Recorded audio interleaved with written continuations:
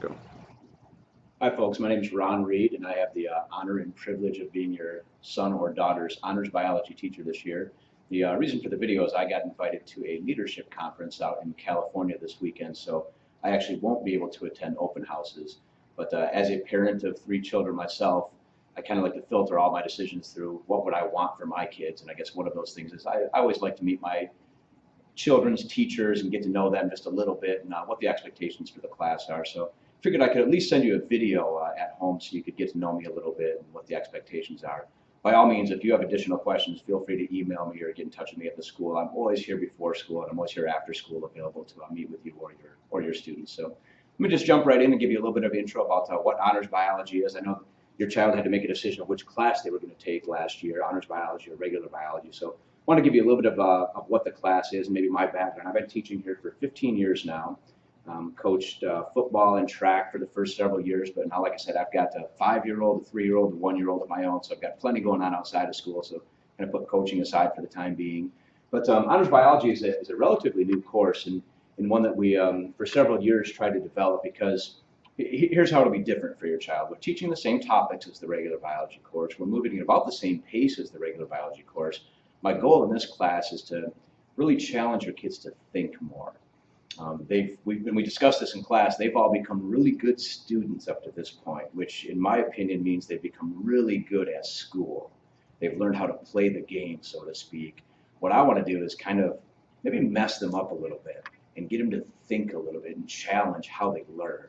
Because I know some of your kids are really interested in science and they really like biology and chemistry and physics and so on and so forth. And some of your kids are in here just because they're good students. So my goal isn't to necessarily hammer a bunch of content down their throats. My goal is to teach them a couple of skills that all of them will need whether they go into science or not. That's to learn how to think critically and to learn how to question things and really to learn how to learn. And so those are a couple of my goals this year. And I'm going to give you just a little bit of background. You guys have probably heard by this point you've sat through a couple of open houses, or you will sit through a couple of open houses if you're watching this online. You've heard some of the school policies and guidelines. I'm not going to go into that, but really just a couple of things that your child needs to do or ways that you can help them be successful in this classroom. And I'm not going to go through this whole classroom guidelines because you guys have all seen this by now, at least hopefully you have because you've all signed it. So I got back a copy of it with your signature on it, or at least that's what I hope was the case. So I'm not going to go through all the classroom rules and stuff, just maybe a couple of ways that you can help your children. Some of them are extremely organized, some aren't. I do collect notebooks from your children before each test, which is simply them taking all of the papers that we've done, all the labs, all the homework, all the quizzes, everything that we've done, and organizing it in a certain fashion and making a little packet out of that. They'll turn that into me the day of a test, and it really serves a couple of purposes. One, it gives me a chance to kind of go back through maybe some of the assignments I didn't collect and to see how they're doing. But also, it's more important for me as a study guide for them. When they ask me what's on the test, they've got a notebook list and a packet that tells them exactly what's on the test. Not just for that unit test, but more importantly, probably for the final exam. Because some of your sons and daughters haven't had final exams up to this point that count for 20% of their grade, as they will in all their science classes from this point forward. So I really want to help them get organized for that as we go. So when we get to the end of the year, and we're getting ready to prepare for final exams, they've got a packet for biochemistry, a packet for cells, a packet for photosynthesis and cellular respiration, and so on and so forth, ready to go. They don't have to spend time getting organized. So it's just a tool that I use along the way to help them get organized and help them really help themselves to be able to prepare for the test. We do spend a lot of time in labs. And again, this is one of the areas where I challenge their thinking a lot. Your students, your kids at this point are really good probably at following directions, at following a procedure. So a lot of what I do in this class, in fact, they set one up yesterday, is get them to design their own labs. I'll pose a problem or a question to them and have them get together in a group and brainstorm and think, okay, how could we prove or disprove this? What materials do we need? What procedure could we go through? And you know what's going to be different for a lot of your kids is they're going to fail. Right? And they're not comfortable with that, and they're not used to that, and they don't like that feeling. Not fail in the sense that they're going to fail the class, but it's not going to work out the way they wanted it to. But that's part of the learning process that I want to teach them is try, fail, and adjust. Right? That we're going to come up with a new procedure. We're going to figure out what went wrong the first time, and we're going to readjust, and we're going to go after it again.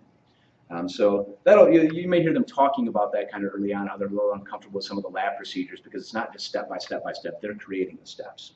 And that's part of the learning process that I want to help them with in this class. As far as organization, there's a couple of tools. I don't function without being organized.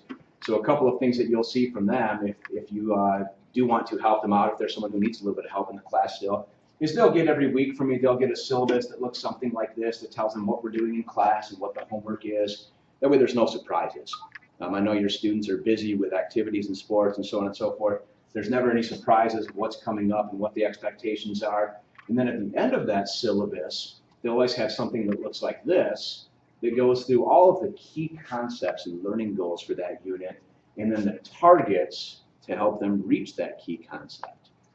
Okay, so this is something that pre-test or pre-quiz, they can kind of rate themselves, and we'll teach them how to use this tool. They can rate themselves on how they feel, their comfort level with each of these, in which areas they need to go back and spend a little bit more time preparing with. So as far as how you can help your child in this class, a couple of things, I guess. One is they have a book that looks like this. This should be at home at all times. They do not need to carry this back and forth in the class. This is something that stays home. It will be home all the time. So if they're having trouble in the class, this is a great resource for them. Okay? The syllabus and the targets, you can ask to see those, to see where they're at, to see how they're doing with each of the individual targets. And I guess more than anything is to help them understand, and I use this comparison a lot with them because a lot of them play sports, is that school is just like sports, right? That if they want to succeed, if they have a game on a Thursday night, they don't start preparing on Wednesday night. They start preparing for that game the Friday before, and they spend the weekend preparing for it. And Monday they prepare, and Tuesday they prepare, and Wednesday should really be their light day. The pregame is the lightest. And we do a lot of comparison about sports and how their studies and their habits should be the same. They should spend a little bit of time studying every night. If they know they have a test coming up on a Friday, they should be waiting until Thursday. They should break that down into small chunks to start preparing for that. And hopefully they're using these targets as a way to help prepare for that. So that's just a little bit about the class and the expectations I have and a little bit of who I am. If you have any questions, please feel free to get in touch with me. Like I said, I'd love to meet you either before school or after school or on my conference hall. We can set something up. But I look forward to a great year at North, and please get in touch with me if there's any way that I can help your children out. Have a good one.